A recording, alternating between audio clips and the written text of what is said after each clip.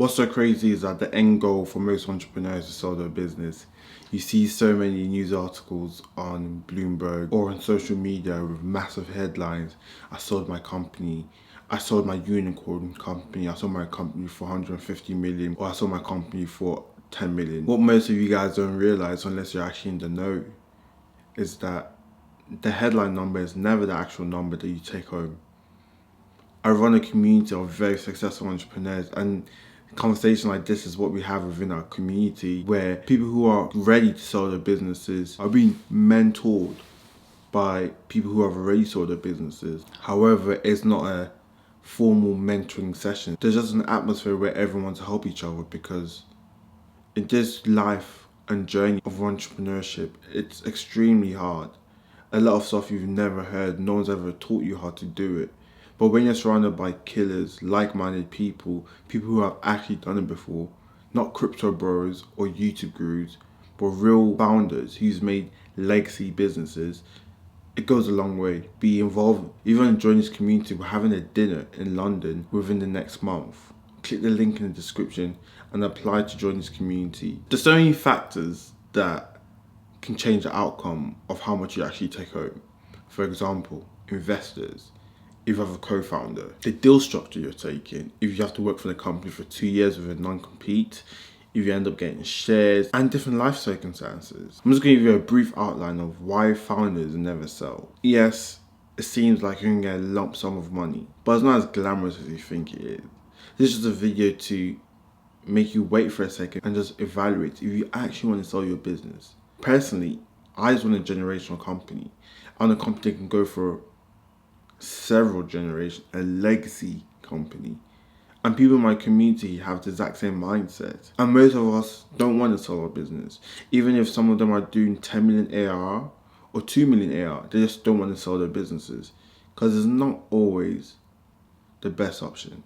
If you're about to sell your business, please give me 5 minutes, 10 minutes, watch this video. And if you really want further information, apply to Wellington Community, where you'll be with so many successful people and they can actually sit you down and advise you. Not these financial advisors who just want a portion of your take home. 3 words that always ring a bell whenever I'm speaking to people who want to sell their businesses: control, compounding, and optionality. A great business is a long duration asset. Yes, it's cash flow.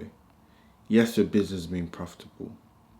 But over time, especially if it's a good business operated by a good founder, it will always compound. So the amount your company is doing right now, if you sell it, yes, you can get a good multiple. However, if you hold that business for another 4 or 5 years, is there a way it will compound?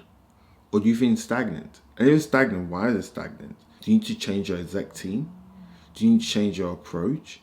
And if you do change your approach and change your exec team, I believe the trajectory of a business will skyrocket. You want to have a compounding machine, brand stack, taste stack, cash flow all stacked up. Selling early locks in today's value. However, it destroys tomorrow's value. All these smart founders, they know that time is a multiple. They know that the longer you hold your business, the more chance it gives you to get a better deal if you end up selling it.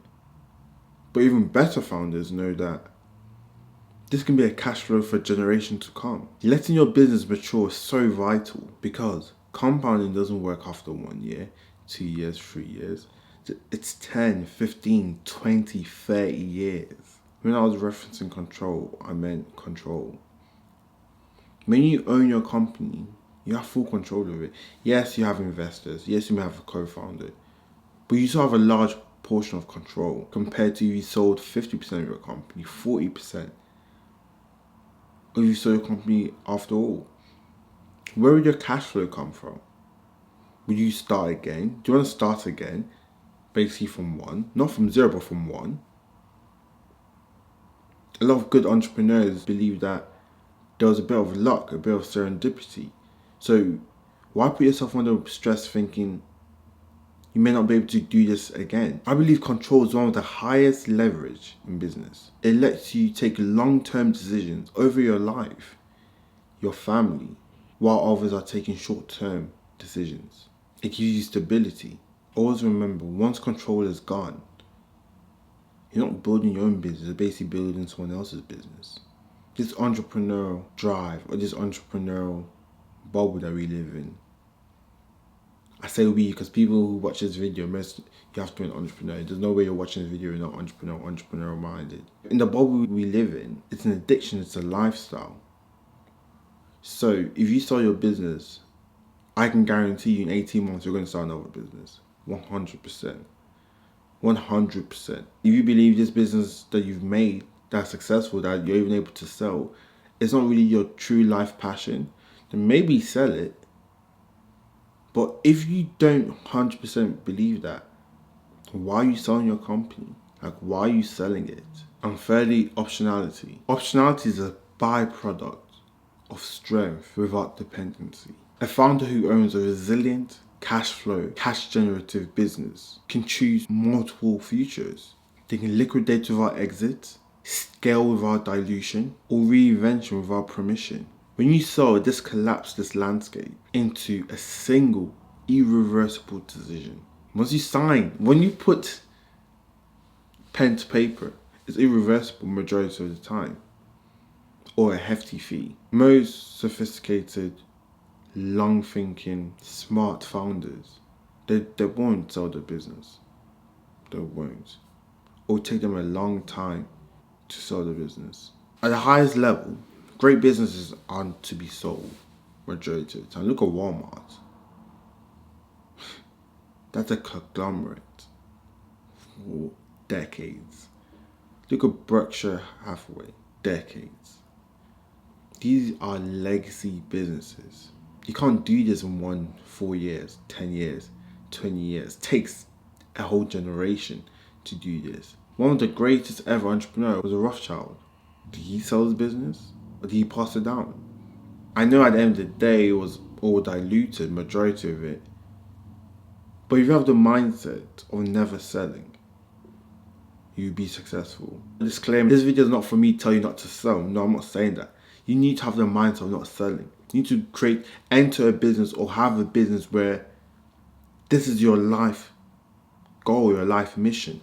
You don't just retire after 20 years or 15 years. No, you do this until you can't. Not because you're having a little pressure after 2 years or after 4 years. You're like, oh, maybe I want to relax a little bit. No, retirement's not fun. People within the community speak about stuff like this. These are people who are serious entrepreneurs who's made a stupid amount of money. I can only drop a little bit of gems if you really want to have this conversation, because this should be a two-way conversation. Not just you listening to me, you giving me your input as well. Join the community. If you live in London, we're having a dinner very soon. Come to this dinner, have nice food, and just mingle with like-minded people.